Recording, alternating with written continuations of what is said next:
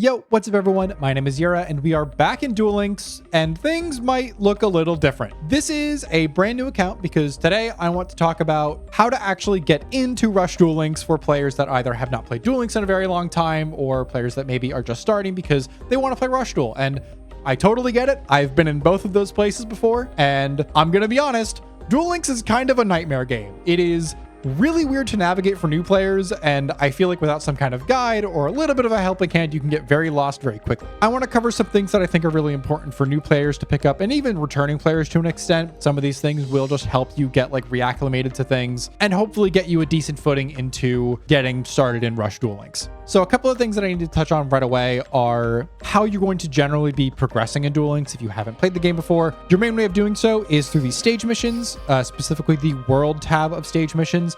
These are the ways that you will be able to unlock new characters and get a bunch of rewards. And it's also for duel monsters specifically, the way you increase your standard duelist cap, which are these guys here. These are just NPCs that you can auto duel, and it helps a lot for leveling up characters and unlocking new cards that way. And for duel monsters specifically, I don't really know why it's this way, but as you raise your stage cap for the duel monsters world, more standard duelists will start to spawn up to a cap of 10. Even if you don't care about speed duel at all, I would still recommend at least trying to get some kind of speed deck together so you can at least play the game and also progress the stage missions. For doing so, I'm going to showcase something that I think is really helpful for doing this. I'm going to swap over to my main account and I'm going to show off the friend invitation campaign. All right, we're here on the main account and I do want to really quickly mention the friend invitation campaign. It is a method with which to get a free speed duel deck and also just gets you like a couple of gems right off the start. This is my code on screen. All you really have to do is put in this code on this event page on your game and then send a friend request to that person. I'm going to flash my friend code on screen here if you want to use mine, but if you have someone else playing the game, you're free to use theirs too. I just think that it really helps having a speed duel deck that like can actually play the game more than just summoning a couple of vanillas. And this absolutely beats having to either buy structure decks with gems or digging into a box so you can actually have a deck to play. All right, we're back on the new account. So nothing has changed. I've still got a bunch of things in my gift box, and that's the kind of thing that I want to talk about next. If you are a new or returning player, you'll probably have a bunch of things in here, especially if you're a new player. They just throw things at you to try and get you started. But if you're starting playing around the time that this video has been uploaded, there's also the Road to Worlds campaign and the 8th anniversary going on. So there are going to be some free cards that are really important to pick up here alongside some skills that will help us later. So hopping into the gift box, you can see I've got some dream tickets, which are very important. They will help you build decks later on, especially for cards that are normally like out of the way to get. And I'll touch on those when I'll touch on some of the Rush Duel staples a bit later on. But you can see we have some free cards, some free skills, this Master of the Sevens Road, and this Pot of Greed. The Pot of Greed, I think, goes away in like January. I know it says August 3rd here. This is just when the things in my gift box will expire, not when the campaign ends. And the Master of Sevens Road goes away in September, I think. One more thing before I get into the rush side of things, something that I would just generally recommend doing is whenever you finish up these stage missions, these world missions, do not claim this complete all stage missions thing until you've cleared out all the standard duelists, because the standard duelists will completely repopulate up to your cap once you select that reward, and you don't really want to waste the free XP. If you don't really care about like min-maxing too much, don't worry about it. It's just something that I recommend doing. The last thing I want to mention are the beginner missions that are over here. These are another way that you have to kickstart your account. They give a bunch of gems, some elemental jewels for the card trader usage, and also some box chips so you can pick up a legacy card or two from the card trader. These are just solid to do. More gems is always better. But with all that said, if you don't have the Rush Worlds unlocked just yet, it's very easy to do so. All you have to do is pick up literally any single Rush card. If you have the card trader here, you can get a Rush card from him. I don't currently because my stage level isn't high enough. Or if you have the cards from the login campaigns, you can just pick up any of these and it should unlock the Rush World just fine. You can also do this from the shop, and it's something that I'm going to touch on in a little bit once we actually get the Rush World unlocked. But there are some free things that you're going to want to pick up here. This Sevens Road Phantasm is going to be a structure deck that I would absolutely recommend. You get one for free, and it's a part of one of the top 3 meta decks that is currently running around in the format. So now that we're back in the gift box, I'm going to pick up my Pot of Greed, and this should immediately unlock the Sevens World for me.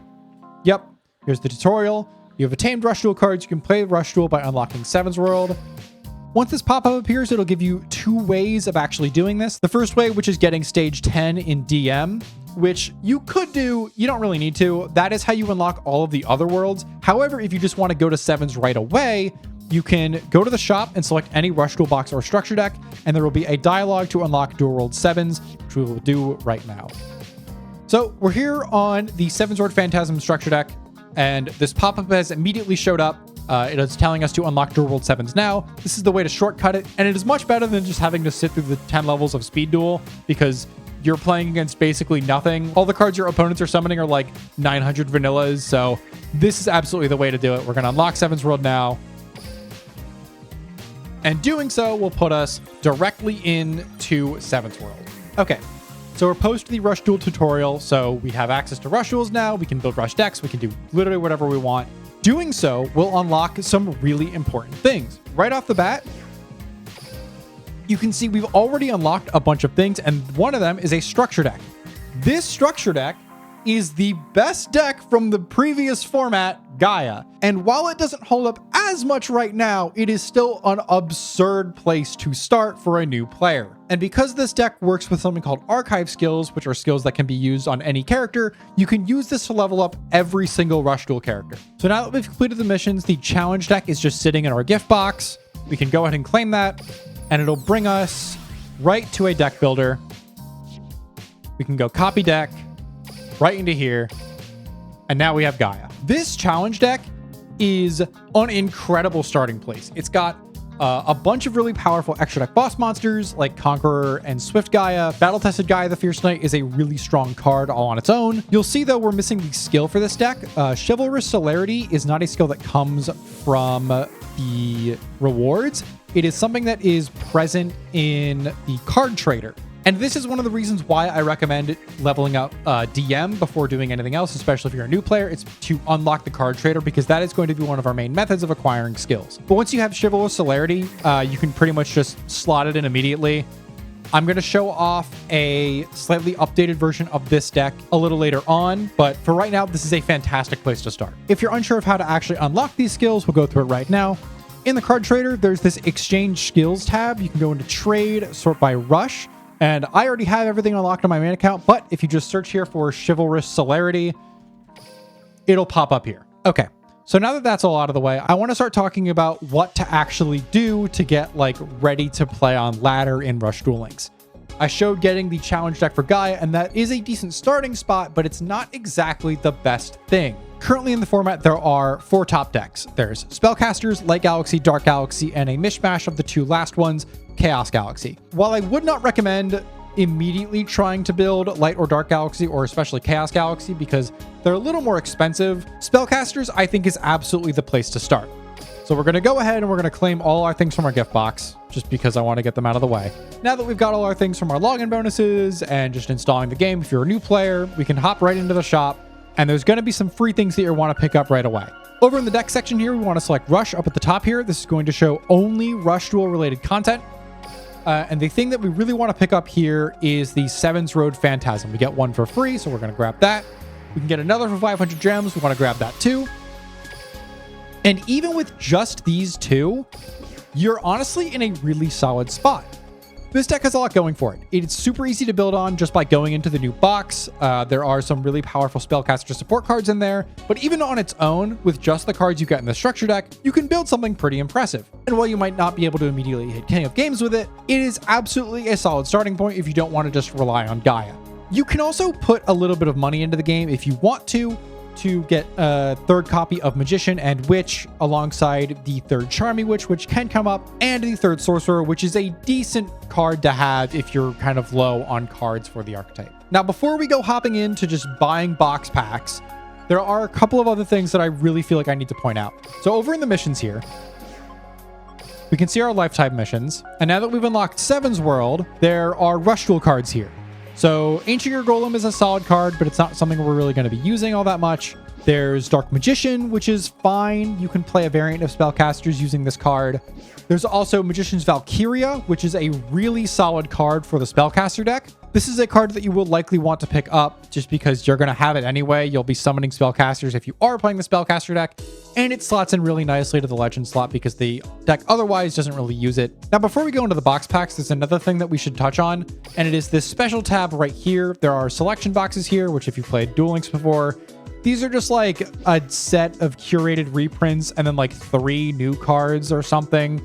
You can, if you don't want to spend actual money on the 3rd spellcaster structure deck, you can go fishing for the 3rd witch here and the 3rd magician here. It doesn't matter that much. I think the witch is absolutely more important. You can get away with playing 2 magician. So if you don't want to put real money into the game and you don't want to use your SR Dream tickets on a copy of Witch, this is also solid. This box also notably has Talismanic Seal Ray, which is another really solid staple card. So if you don't mind digging through a selection box that's pretty expensive per pack for gems, I think I would actually recommend trying to do this. But past that, there's also these bundles. These bundles come with some very powerful staple card alongside like 13 to 17 packs of whatever the current Rush Duel box is, depending on the amount of gems it costs.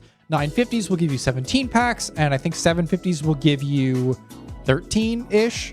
Although you don't really have to worry about the 751 for right now. It's kind of been outclassed.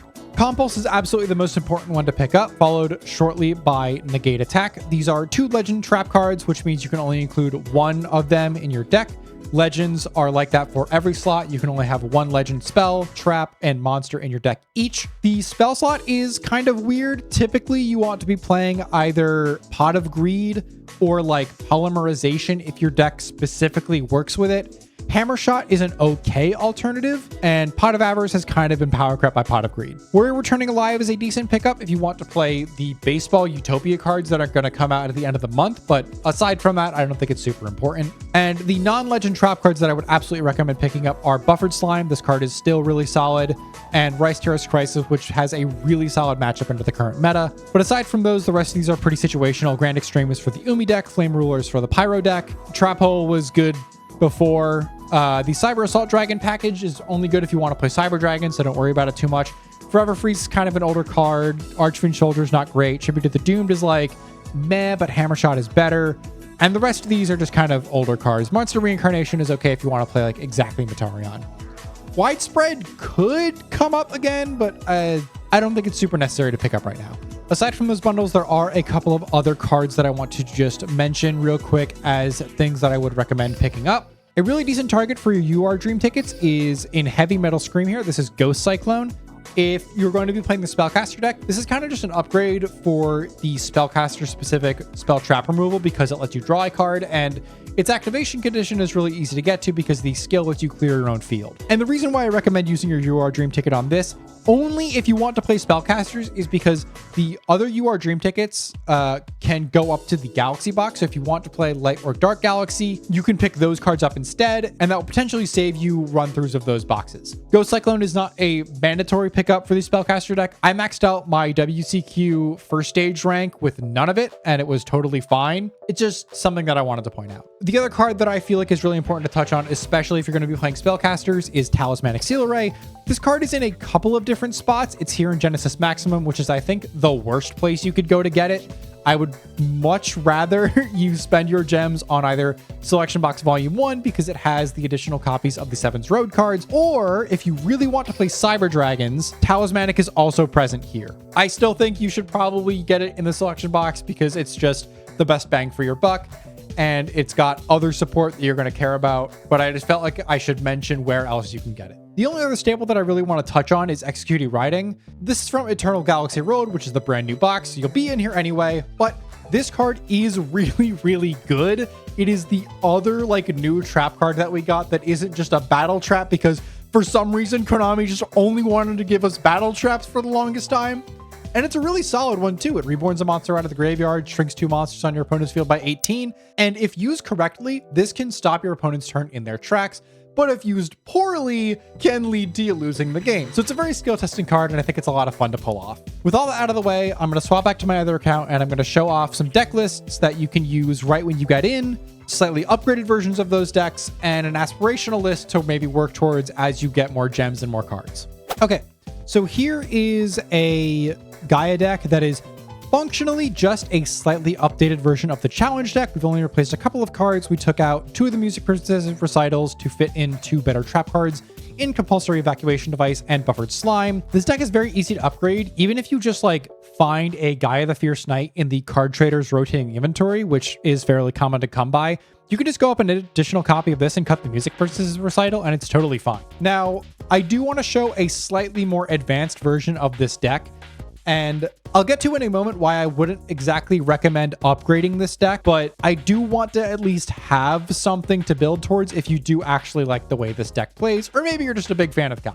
Okay, so here's a slightly updated version of the deck, and the main reason why I wouldn't recommend doing this is, one, it's not really in a decent place in the meta anymore. Its skill has kind of been nerfed into the ground. It's got some really weird limitations on the cards you can use. You have a limit 1 and 3 limit 3s already, so there isn't really room to add in some really nice text. And the main reason why I wouldn't recommend doing this is this card Monster Calling, which you could play at like 2 or 3 copies. The problem with this card is that it is currently stuck in the Pyro mini box.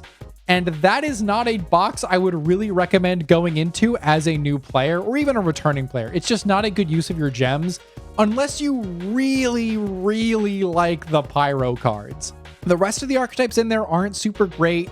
Monster Calling is kind of the only thing you would really be getting out of it, and you would need to go through like a couple of runs anyway, and that's just a lot of gems that aren't worth it. I think if you want to play Gaia, you can absolutely just play the structure that you're given with a couple of other changes like the previous list that I mentioned, and you'll be totally fine to get started. The next deck I want to talk about is probably the one that I would recommend the most for new or returning players. It's Spellcasters. This deck is super competent. It is absurdly strong. This skill is really, really powerful. It functionally means if you find one of either Swordsman of Roadstar, Seven's Road Witch, or Seven's Road Magician, you can find any of your other combo pieces that you might be missing. This deck gets significantly better with upgrades, but even just as like a baseline, it's totally fine. We're playing a lot of cards that we found either in the structure deck or in one pass through of the box, or in Magician's Valkyria's case, just a card from Lifetime Missions. This deck is super easy to put together. You should have access to basically all of this if you did the things that I recommended, which is getting the bundles, doing the Lifetime Missions, and if you logged in during the time where you could get Pot of Greed. This deck is also incredibly easy to upgrade, especially if you go into the selection box for just at least one run, and I'll show that off in just a moment. Even with one run of the selection box, which gives you 2 Talismanic Seal Rays, it'll give you 2 Seven's Road Witch, and the extra Seven's Road Magician, this deck looks significantly more competent. It even looks pretty close to the deck that I used to finish my stage 1 grind in the WCQ. The only cards it's really missing are the cards that you would get from additional runs through of the new Rush Duel box, which will give you additional copies of Strange Witch,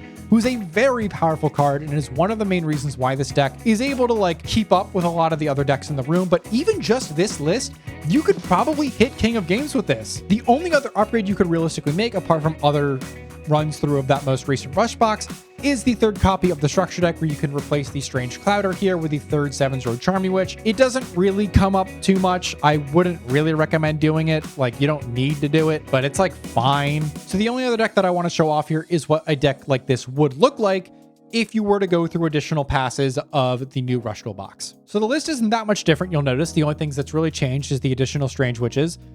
This is 3 of them. You could easily play 2 and play the 3rd Mr. Alchemy, or play 3 of it and 1 Seven's Road Sorcerer. This is like very close to the deck that I used to hit the stage 2 mark. I've also seen lists with 1 Seven's Road Magician, so even if you don't want to actually go through the selection box fully and you just get the Seven's Road Witch and the 2 Talismanic Seal Rays, I think you're pretty golden. You'll just play the 2nd Sorcerer here. This is a very easy deck to upgrade, and it's super competent, even in like a free-to-play sense. So with all that out of the way, I hope you enjoyed this video. I hope it was helpful, and I really do hope you enjoy your time in Rush Duel Links. I have been absolutely adoring this format and this game, even though Duel Links is kind of full of a bunch of little nightmare things, and it does try to get your money out of you. But playing Rush Duel specifically, I think, is a much more user-friendly experience than playing something like Speed, because all the boxes are smaller and just we get a lot of cards for free, or they're fairly easily accessible if you've been saving your gems. So thank you all so much for watching, and I'll see you in the next video.